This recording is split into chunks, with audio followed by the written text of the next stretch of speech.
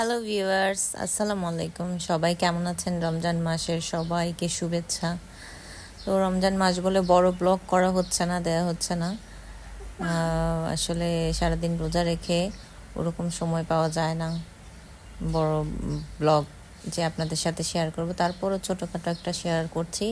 এখানে হচ্ছে ডেইলি আমাদের যেই ফ্রুটস খাওয়া হয় বা হচ্ছে যাই আমি টুকটাক করি আয়োজন, সেগুলো আর কি মোটামুটি আপনাদের সাথে শেয়ার করা হয়।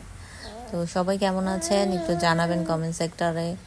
আর রমজান মাসে হচ্ছে আপনার ডিহাইড্রেট বলতে, যদি আপনার শরীর মনকে তাজা রাখতে চান, ভালো থাকতে চান, সুস্থ থাকতে চান, সুস্থ সবলভাবে রোজা রাখতে চান, তাহলে অবশ্যই আপনাদের ফ্রুটস খেতে হবে। ফ্রুটসের সালাদ খেতে হবে টক দই দিয়ে বা হচ্ছে মিষ্টি দই দিয়ে, চিরা, আপনার হচ্ছে সাবুদানা, আর যেগুলো হচ্ছে আপনার ঠান্ডা জাতীয় খাবার সেগুলো খেতে হবে, ফ্রুট সালাদ খেতে হবে।